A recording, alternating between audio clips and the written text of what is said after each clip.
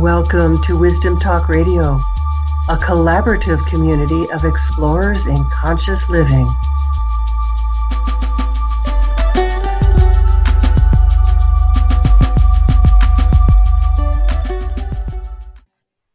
Have you ever felt you were like Robert Heinlein's book, A Stranger in a Strange Land?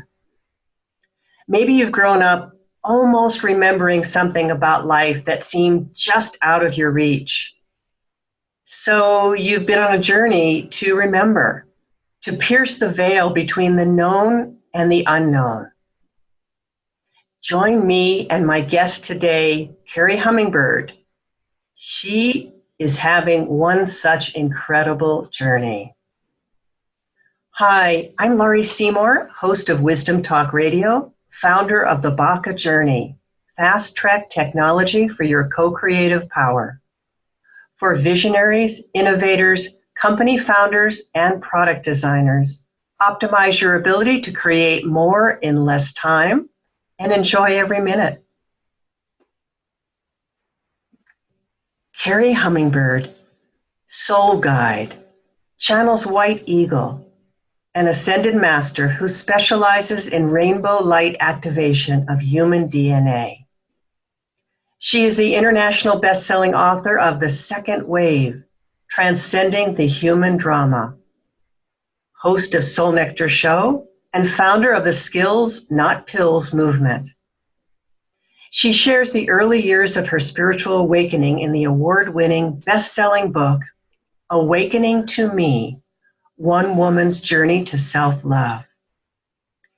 Kerri Hummingbird shares channeled teachings of White Eagle in her Reinvent Yourself programs for individual and group mentoring. I've spent time with Kerri and I've watched her in different situations that, gosh, she just delights my heart because there's so much that she's got to share and that she brings with such generosity because she's willing to be there. She's willing to show up and be who she is. So I'm so delighted to welcome you, Kerri, to Wisdom Talk Radio. Thank you so much for having me, Laurie. I'm really delighted to be here. This is such an honor and a privilege for me to share this conversation with you, which I know is going to be profound today. It feels like that already. It feels like we've kind of waded into this kind of like a new dimension. And so we'll see what happens. Yeah, I'm always excited to find out what's next. Right, exactly. And that takes me to something that I wanted to kind of start with, which is the path of the unknown. You know, that excitement to see what's next could also be a very fearful place because the unknown is, because it is unknown, is something that, while for me, I've always said it's my path, it's what keeps me going.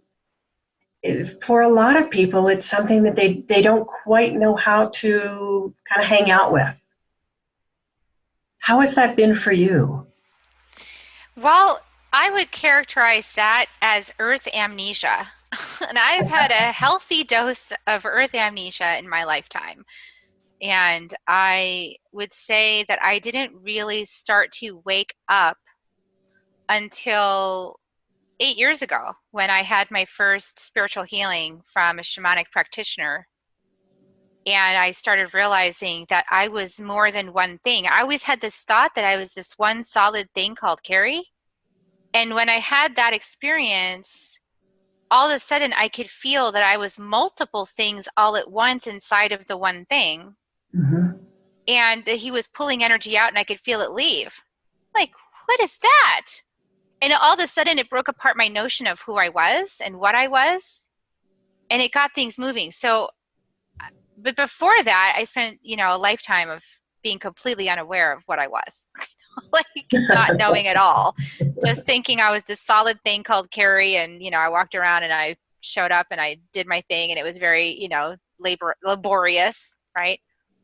But something took you to have that shamanic healing. Some part of you was not quite that total solid, I'm just Kerri and that's all I am. Yes. And so I will say that I I often look back at this and I say, how did I get to the place where I actually made that breakthrough? And I think partially it was because I never let my creativity go. I always was an artist. I always had a creative outlet. I always kept that right side of my brain, quote unquote, open and active, that creativity. And that is the channel. That's the gateway to spirit. But also, it was devastation. It was despair. It was the deep, dark tunnel of self-loathing, that really got me to that spiritual healing, because I had been in a relationship for 20 years. I had been in psychotherapy, sitting across from a therapist trying to fix myself for the same amount of time. And even before that, in my youth, in psychotherapy, like there's something wrong with me. So this idea that there was something wrong with me, sort of devolved, down a dark tunnel of self-shame and self-loathing. And I ended up kind of getting, I think, to the place where I said, it's not working trying to fix me, so forget it. I will just go be bad someplace else. And I left my marriage, and I set off on like, I'm just going to be me, even if it's terrible. And that actually ended up opening the door, though, because I was open to new alternatives then. I wasn't stuck in the old paradigm of like the psychology anymore. I was like, forget psychology. I'm not talking about it anymore. And I ended up finding out about yoga, and that opened up things, right? Because I started moving my body and unlocking things, which, funny enough, I'd always been doing my whole life, but I didn't know it. I'd been doing these crazy like stretching postures, like following the energy. Yeah, like I was even in college, like doing crazy stretches, and people would be like, "What are you doing on the floor?" I'm like, "I'm stretching," I thought it was so weird, but I just needed to move my body. Like I felt stuck. Stuck. Mm-hmm. Yeah, I felt stuck, and it was uncomfortable and rigid inside of my body, and I didn't like it. So I think it was really getting down to this deep, dark pit of despair, knowing there had to be more than this. There has to be more. Like this can't be why I came here. This can't be it. And that's a great juxtaposition of, it's not that I need fixing. And that's really why I left being a psychotherapist a long, long time ago, because I knew that there was something so much bigger than that. But for you, it's not like you were, oh, I'm happy, I'm fine, I'm great. You knew that there was another path to get to wherever you wanted to go. I didn't actually know that there was another path. What happened was, at the end of the dark pit of despair, 20 years, was trying to make this work with my with the parent of my father of my children. I like to say it that way now. It's nicer than X whatever. Yeah, I just not a fan of that anymore. This is the father of my children, because he will always be that. It just wasn't working. It was getting worse and worse, and more shaming, and more judging, and more. It was just getting icky, really icky. And all of a sudden, I had this vision, and that's what I'm saying. Like the art channel, I think, kept us open. I had this very clear vision of the end of the rope, like a big ship's knot, like the big, huge knot that's at the end of a thick ship rope that you tie to a dock to dock a boat, or a ship to. I saw that, and it went poof out of my hand, and I was like, "That's the end of the rope." And like I just knew end of the rope. That's the end of the rope. And I said, "Okay, that's the end of the rope." And I knew in that moment, seeing that vision and that clarity, I was like, it's time to leave. I got to go now. Yeah. I didn't know where I was going. I did spend the next 2 or 3 weeks trying to figure out how I was going to make enough money to support myself, and secretly planning and plotting and finding a place to live, and how I'm going to move everything without him knowing. And so I did all that because I was afraid of reprisal. The things had gotten very dark. So I just thought, and it ended up not that way. So I want to say, to clear the name of my father and my children, there was never any of that. It was all in my mind. Like I had a lot of fear in my mind about confronting him about this and leaving. But that was a lot of my own fear of doing that I was confronting. And and once you confronted it and did something, took some action, something shifted.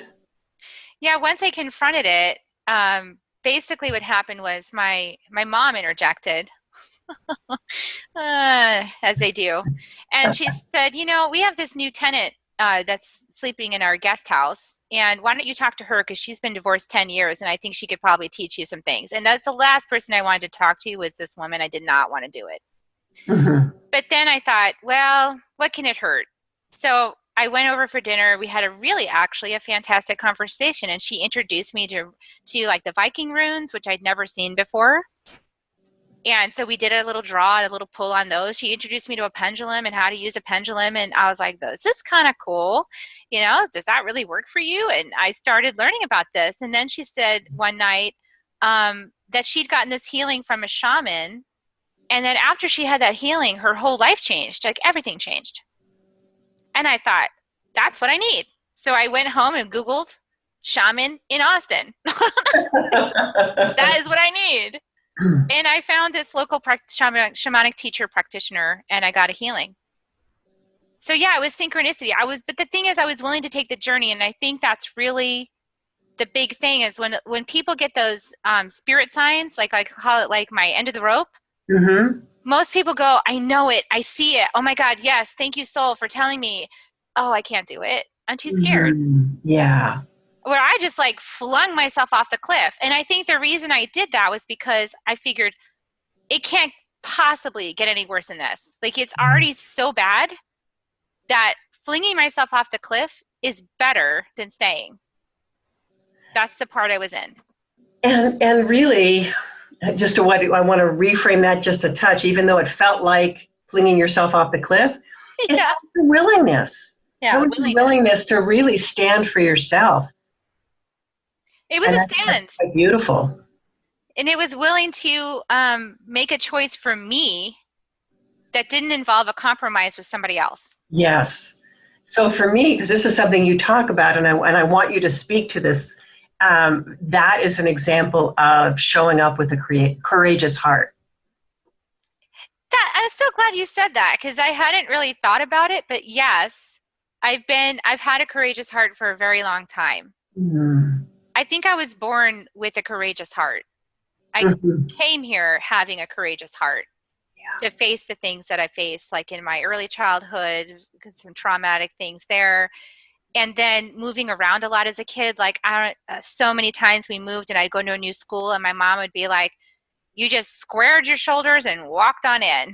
Like, that's kind of wow. Like I just square my shoulders and walk in. I don't know what I'm going to find. I hope it's good. But yeah, you kind of learn to do that, I guess, when you move around a lot. Or if you don't square your shoulders and go in courageously, then you're entering a shark tank and you're like a little fish that's going to get devoured, right? So you have to, I think at some point, this world is very, I've noticed that there's a lot of aggression in this world and a lot of posturing and a lot of, sort of competition and trying to one up people. Yes.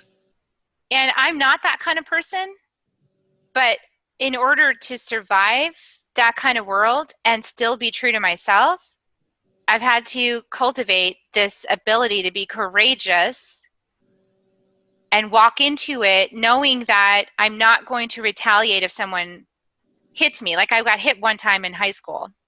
This girl came to my house, lured me outside through a friend of mine, and then wanted to confront me because she thought I was stealing her boyfriend or something like that. And so she was the town bully. This girl brought like 100 people to the bus stop, I kid you not, that morning to try to bully me. And then I avoided it and the bus came but then she came to my house later. She lured me outside and I looked at her and I said, it sounds like what you really need to feel better is to punch me. So if you're going to do it, go ahead and do it so you can feel better. And then we can be done with this. That was kind of me at like 12. So she punched me already being a soul guide. She punched me in the lip, gave me a huge fat lip. I had to go play soccer that night. I had this big fat lip. And she wasn't satisfied. So she chased me in the house and then I called the police because I'm like, listen, I already gave you what you needed. It wasn't enough because it's never enough. That's the thing. Vengeance is never enough. Aggression is never enough. Retribution is never enough. Not when you're giving it willingly, not when you're giving your permission. You took it away from her, really. I did. I was like, go ahead. And it wasn't satisfying to her because it didn't. Now she doesn't feel good to do it. Right. And it turns out, actually, backing up on that story, which I think is relevant for a lot of this conversation, is her dad actually, her mom and her dad brought her over to my house to meet my parents and have a big conversation after that. And she privately took me aside and said, my dad beats me all the time, and he has beat me relentlessly for what I just did to you. He beat the crap out of me, is what she said. And please be my friend, because if you're not my friend, well, dad will keep beating me. Oh my goodness. Wow. And the moment that I heard that, my heart just opened with so much compassion, because here I thought, this is nothing about me. I have a family that doesn't beat me. My family, my mom and my dad, they have their flaws. They've done some other things, but they've never beat me. And here's this girl, she's been beaten by her father routinely. So the only way she knows how to solve problems is through her fists. Yeah. Passing it down the road. Ah. Yeah. Oof. I had huge compassion for that. I wasn't going to shame her for it. I looked at her and I said, I'm so sorry that you experienced that. I don't. And yes, I'll be your friend. Of course I'll be your friend. And I forgive you. Like, I see why it happened. It's not a problem. And that was a courageous heart that she had. You know, she did. She told me. Tell you. Yeah. Yeah. How do you see that aspect of courageous heart showing up in your work and in your clients? Well, what I see it happening is people are resonating with the message of the second wave. So as it's courageous to pick up the book. Okay. It's courageous. Challenge to our reader, to our listeners. It's a courageous to pick up the book, because when you open the book, now you're going to remember some things, very likely, because if you're called to the book in the first place, I mean, I feel like, I know we're on video, but this book we're on audio, but the book has a rainbow heart. So whenever you produce this on video, it has a rainbow eye. Okay. It has a rainbow eye. This was very specific. It's, you know, these messages that are encoded from spirit, so that when people see it, they know that's the thing that they need to be looking at. And they know they need to get it. And I've actually had people tell me, I circled around that book on Amazon for a month before I got it. And the only reason I picked it up was because then I got a connection to you in the third dimension through another person. And I realized that was your book. Wow. Then I got the book. And so there's a lot, even people in the second wave, who I would say are very courageous to begin with, to be doing the work that they're doing and to come here to the planet to do this work, are still needing to face their fear. Because as soon as you open the book and you start reading, you start remembering the truth of who you are, which is going to dislodge egoic control. So what part of you is afraid? Your ego. It's afraid if you remember who you really are, it's going to lose control. You're going to try to get rid of it or kill it, or, you know, whatever it thinks. And this is the courageous part, is to courageously face who you are in truth. You know, and there's a quote around this. Who said the quote that, you know, we're not afraid of being less than, we're actually afraid of our greatness. There's a quote around that, right?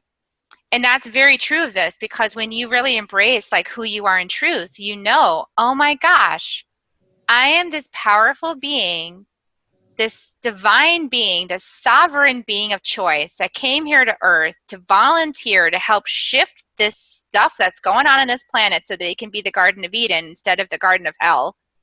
And I came here to be part of that solution. I'm a badass.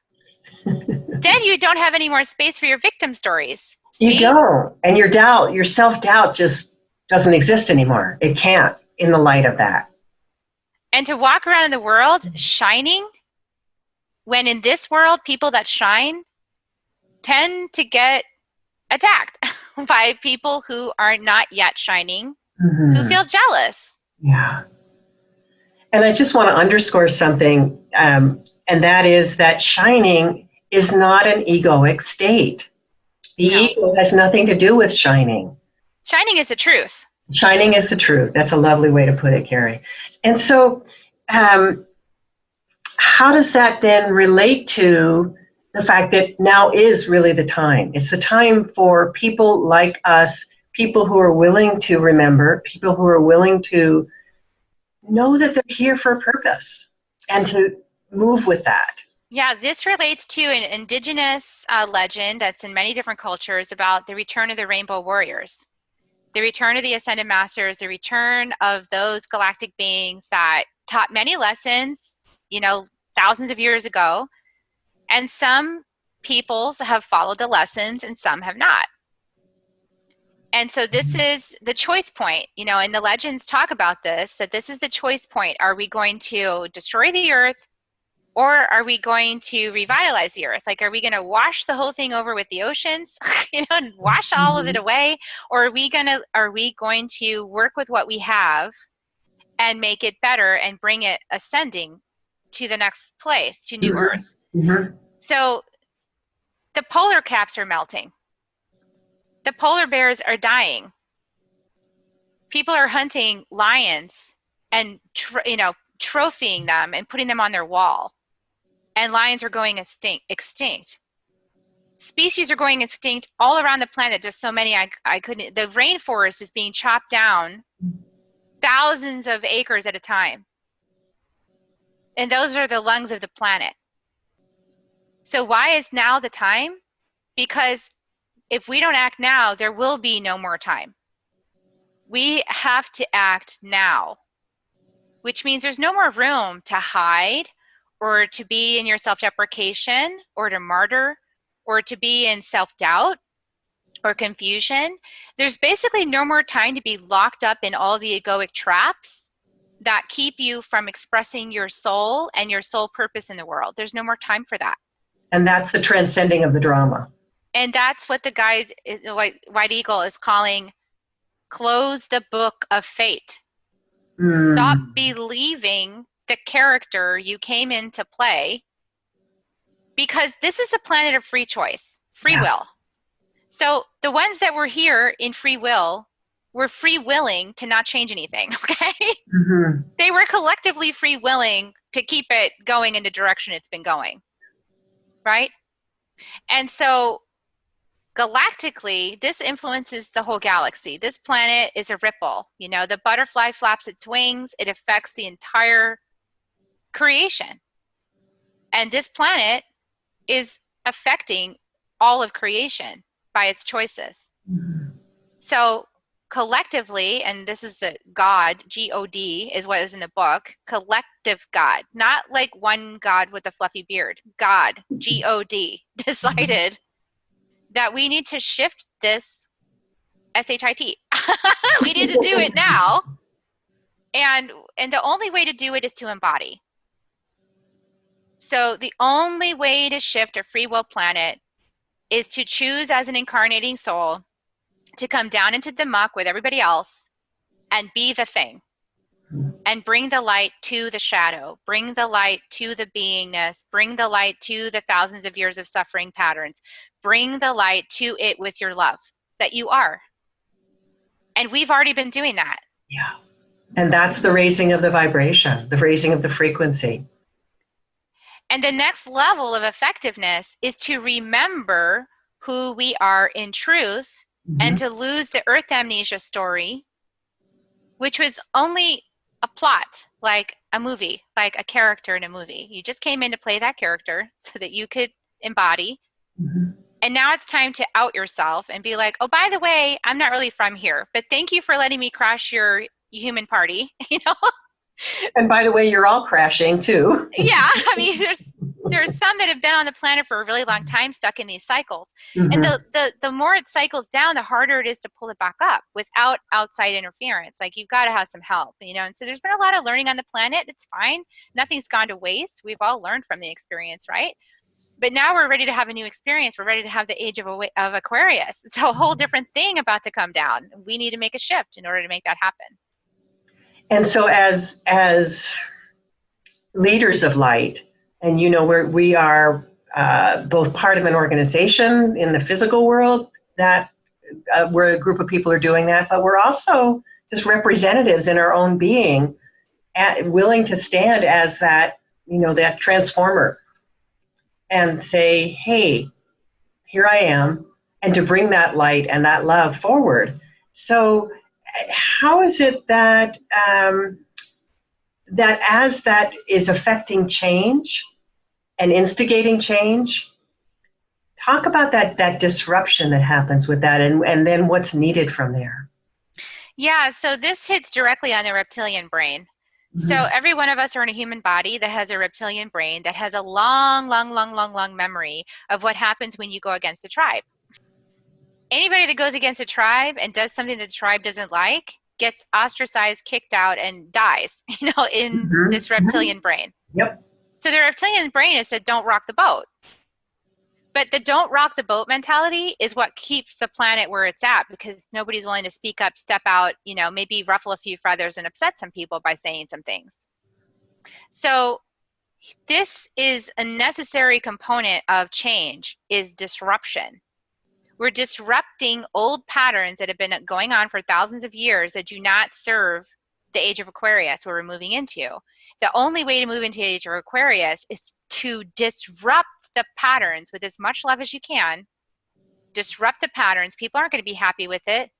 Disrupt the patterns.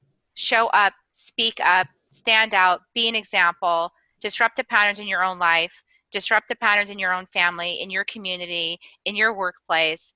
Speak up when something isn't vibrating correctly in your own heart. Like, this is an old paradigm, this isn't working. You got to speak up, and you can do it in a courageous heart way. Yeah. You can do it in a loving way. You can do it as a teacher, as a demonstration of love. You don't have to do it with battle axes. Yeah, it doesn't have to be a punch to the lip. It doesn't have to be a punch to the lip. Exactly. Yeah. And you might get punched to the lip, okay, doing this. You might get punched because some people are really in the fear. They're in the reptilian. They're living from the reptilian brain. And when you're living from the reptilian brain and you haven't activated your frontal cortex yet, you don't understand higher reasoning. It doesn't mean you can't get there, but it's a journey, people. It's a road, and everybody's got to walk the road. Everybody's got to walk the way one step at a time. There's no chutes and ladders, skipping over stuff. You got to walk the journey. Now that's interesting, because I do think that there are quantum leaps. There are quantum leaps, but you got to work for the quantum leaps. Yes, and yes, and yes, and it's not an either or, because my experience has been that as I become activated, and that can happen in a moment of initiation, that in that moment of initiation, we are brought into a new frequency where we are enabled to be present to all there is, and that we do not have to any longer carry the old stories. Absolutely. So let me rephrase that in a different way that maybe makes my point more clear. So I ask a lot of questions of my guide. Okay. And so one of the questions I asked was, is there anything in this book that I can take credit for from the personality? Is there anything that I did that I can take credit for? And my guide said, yes, you prepared the vessel. So the work, preparing the vessel, is walking the way. It's what I call walking the beauty way. It's showing up every day and opening sacred space and making the invitation to the guides and to my higher guidance and to my angels and my support team. That is part of walking the way. That is preparing my vessel to receive what you're talking about, is the beautiful leaps in consciousness that can happen. I have to do the work to cultivate awareness and discernment within my being of when I am in my egoic self and when I'm in my soul self, or listening to my higher guidance. Absolutely. That is walking the way. Okay. You have to walk the way. You don't skip steps with any of that. And it's a consistency, and it's every day. It's a practice. It's every moment. It's a practice. It unlocks what you're talking about, which is freaking the reward for doing all that work. And I have experienced it and work with people in another way, which is providing that leap, or creating the means to that leap. And then what happens is you still have to do the paying attention, to have the discernment, to know the difference in your feeling body between, oh, that's the old pattern. It's not really even operant, but there it is again. And let me take a breath and come back to that which is given, that which was provided, that quantum leap. Yeah, and that's really the work of the personality self, Mm-hmm. is to be aware of it, is to bring awareness back in, to bring Mm-hmm. to invite presence Yeah. and to invite witnessing and to become self-aware. And it takes work to do that. Because it takes commitment, it takes discipline, it takes practice, and to get out of the way of the soul, or to collaborate with the soul. So Yeah. a lot of people say get out of the way, and I also understand that in a way, because sometimes I do healings where I actually physically stand back my personality, and I can perceive that my soul, like White Eagle, is coming in and doing work, for example. And now I'm like, wow, that's cool. I'm witnessing. That only happened recently because I keep working on my discernment. I'm able to discern the different selves within me simultaneously occurring, so that when I'm in the middle of a healing session and I'm surrendering to my higher power who's doing the healing, I can witness it happening. And Mm-hmm. I am part of this in the way that I am facilitating, making space in my vessel for this to come through. And in that way, I'm not getting in the way of it. You're not getting in the way, yet I see that as a co-creation. I think we're It is saying a the same co-creation. thing. It's a choice to move aside. Yeah, it's a choice, and you are still having to stay in that deep, deep, deep place in order for that to take place, in order for that particular frequency to come through. Absolutely. I as a personality, I make the choice to surrender my free will Yep. over and over and over. Yeah, and it's a funny thing to dance around that whole free will thing. Because I talk about surrender so often, and people say, oh, surrender, that's a bad thing. And, I don't want to surrender, because they think it means a giving up of something. And my experience has been that it's so different than that, that it's an augmentation. It's a willingness to co-create, because it comes through my personality. That's my vehicle. But there's this whole other something that's the higher intelligence that is able to dance with it. I'm able to dance with it. I think that's really what it is. And I love that description. And I would add to that description that's what when I tell people this, crossing the threshold onto walking the beauty way unlocks a magic door. If you walk through the magic door, and magic happens in your life. Like the magic's probably already been happening, but you haven't witnessed it because you haven't invited it.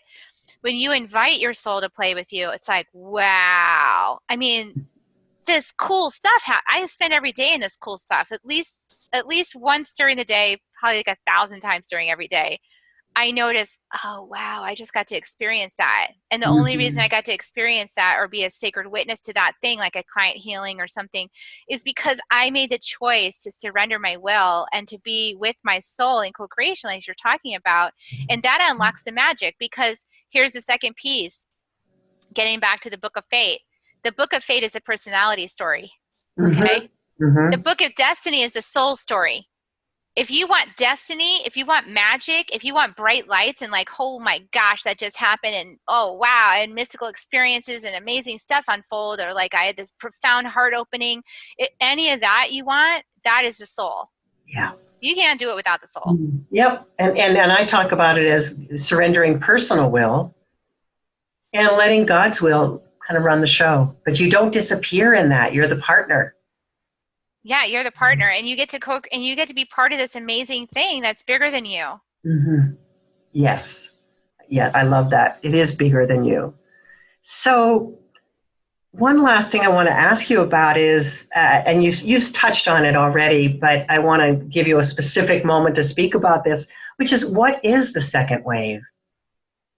So the second wave is a really interesting thing, because I asked the same question in February when I was told I was going to channel this book. I said, what is that? And I remembered, there was this research that Dolores Cannon did. So Dolores Cannon, being a spiritual teacher, she just passed away recently. But she she does this work where she works with people in hypnosis at a deep level, at what she calls like the super conscious level. And she can actually ask questions of people's souls when they're in this this state of being, this state of hypnosis. So she started conducting research because some people in this state, their souls started talking about being part of the first wave or part of the second wave or part of the third wave. And she's like, what is this? So she started surveying different souls, thousands of people that were on this hypnosis state, and collecting data about it. And she's actually written a book, The 3 Waves of Volunteers. And so she is really the one who uncovered, very bigly, I don't know if she's the only one, but she, in my awareness, uncovered this 3 waves of volunteers.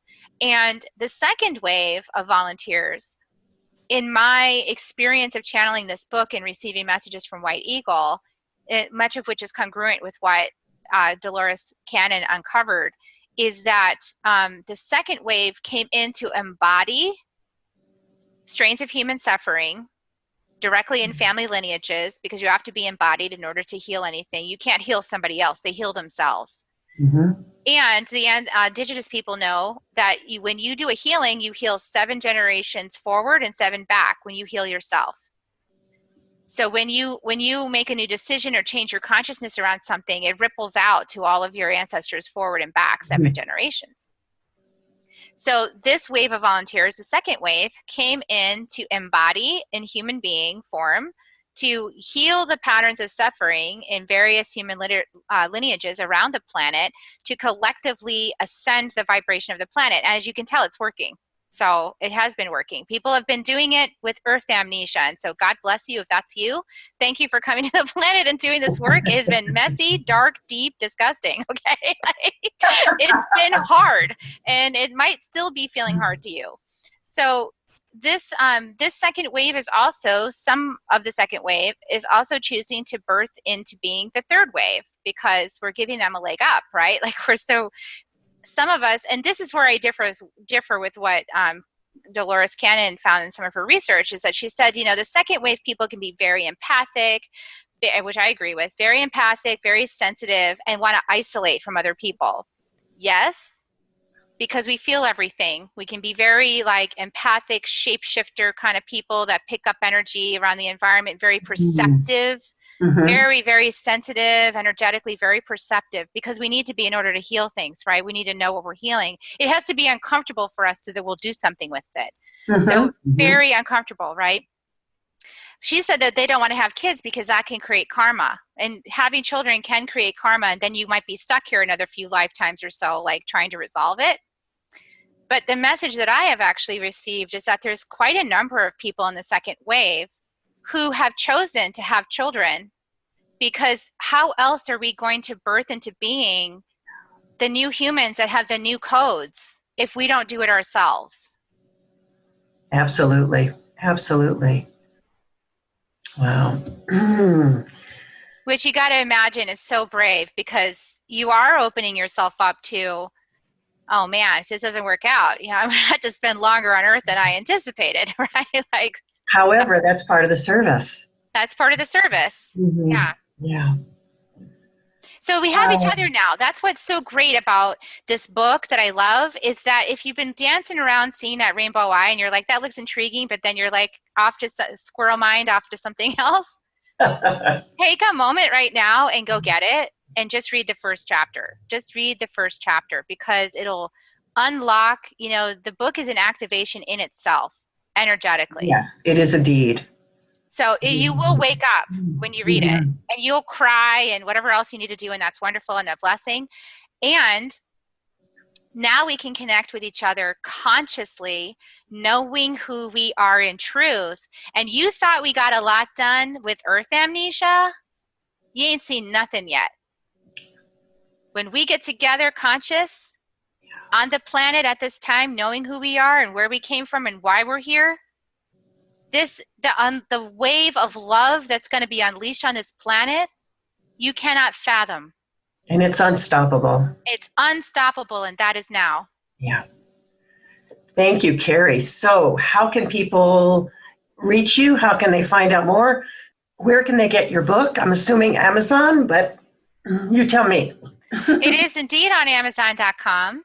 And if they want to know more about the second wave, they can visit www.thesecondwave, all spelled out, .media, MEDIA, because .com was taken. So .media. You go to .com, you're going to find something else. So that's Second Wave .media. And they can also go to my website, and that's kerrihummingbird.com, KERRI hummingbird.com. And I want to just say as we close, the work continues, right? So the first book has been unleashed, and now I'm channeling a book by a White Buffalo woman. Jeez. Ah. And it's called Fierce Love, Healing the Mother Wound, because one of the primary reasons why on the planet things have gotten so derailed is through the subjugation of women and the disempowerment of mothers on the planet. So that needs to be healed like very quickly through the collaboration of the second wave. So that is the second book that's being channeled right now. If you want to participate in that, just reach out to me, and the opportunity is there. Wonderful. There's so many opportunities so that many. people have to be able to dive into being with you, joining in, because it is a movement, if I can use that word. It's a movement. Yeah. Yeah. And we decided about this movement before we even incarnated. So thank you, Kerri. You have brought such wisdom and light and love to our audience. Thank you. Thank you so much, Lori, for having me on the show and for being such a key member of the second wave. I'm so much gratitude for you for being here and being by my side. Thank you, Kerri. And thank you, our listeners, for being with us today at Wisdom Talk Radio. Join us here regularly, as I always say, for more wisdom, discovery, and illumination. Remember, you can find us on your favorite place to listen to podcasts. And if you've enjoyed listening today, take a few moments and leave us a review. And for more about connecting with your own creative intelligence, find me, Laurie Seymour, over at thebacajourney.com. That's BACA, thebacajourney.com. Thanks for joining us here at Wisdom Talk Radio. We wish you well in your conscious explorations. For more information and to join in the conversation, our website is wisdomtalkradio.com or at Wisdom Talk Radio on Facebook.